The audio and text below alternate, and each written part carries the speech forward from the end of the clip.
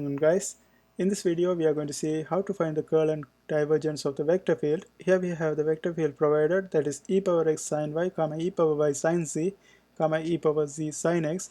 Also you can write this one as e power x sin y I plus e power y sin c j plus e power z sin x k. These two are same thing. Okay, now let's see how to find the curl. To find the curl you can use these three methods. The first method is you put this pqr in the determinant and like in the matrix, then you find the determinant. The p value is the first term and the q value is the second term and the r value is third term. Okay, also you can memorize these equations, but when you memorize these equations you have to be careful about the order, because if you miss one order that's going to give you the wrong answer, right? And when you do the determinant you will derive this equation, so it's always better to use the determinant method. That's what I'm going to use right now. Let's go ahead and put this in the determinant, like in the matrix form. The first one is I j k. Let's leave some space because we are going to have big space for pqr. Okay, here we have I j k, and then we are going to have partial derivative with respect to x, partial derivative with respect to y, and partial derivative with respect to z. And the third one we are going to have pqr. In our case p is e power x sin y, and j, actually q is e power y sin z, e power y sin z, and the r value is e power z sin x. Okay, then we are going to take the determinant, but when you take the determinant the first term is going to be plus, then minus, then plus. Okay, for 3 by 3 matrix. Now let's pick I, and when you pick I you eliminate all the vertical and horizontal part of this one, so we are left with these four things. And here we do the AD minus BC. If you think ABCD, AD minus BC means the cross AD minus BC, right? That's the thing we do right here. And if you do that, this is going to be partial derivative of this one respect to y, and here we don't have any y terms in this one, right? So this is going to be 0. So 0 minus, and this one partial derivative of this one respect to z. So here we have sin z and e power y. When you take the derivative of sin z, that's going to be cos z, and e power y is a constant because we don't have any z term right here, so this is going to be just a constant, so we are going to have e power y cos z. Okay, then let's look at the next one.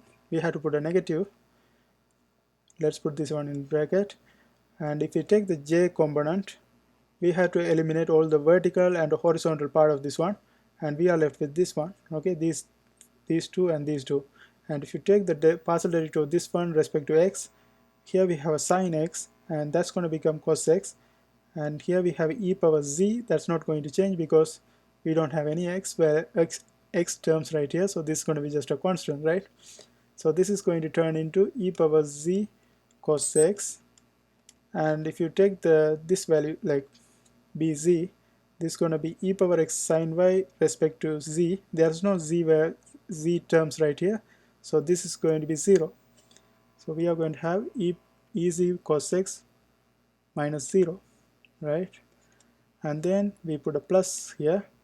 And the third one, let's look at the third one. If we take the k components, we eliminate all the horizontal and the vertical, we are left with this one. And if you take the derivative, partial derivative of this e power y sin z respect to x, that's going to be 0 because we don't have any x terms right here, so this is going to be 0. So 0 minus, and if you take the partial derivative of e power x sin y, that's going to be just e power x cos y, because sin y is going to turn into cos y, but e power x is a constant, so that's going to just remain the same. So here we are going to have e power x cos y. Okay, now let's go ahead and simplify this one. This is going to become negative e power y cos z minus e power z cos x, and then we are going to have minus e power x cos y, and this is going to be the equation of the curl. Now let's see how to find the divergent. To find the divergent, what we do is we take the partial derivative of p respect to x, and then partial derivative of q respect to y, partial derivative of r respect to z, and we add them together. Now let's go ahead and take the partial derivative of p respect to x. Here we have e power x in the p, and sine y, and if you take the partial derivative of this one respect to x, derivative of e power x is going to be e power x, and sine y is a constant because we don't have any x right here.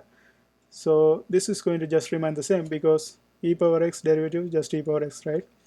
Sine y, and let's put divergent right here, divergent f, that's equal to this one, e power x sine y. Now let's take the partial derivative of q respect to y, and again here we have e power y, and the derivative of e power y is going to be e power y, and sine z is going to be treated as a constant because we don't have any y term right here.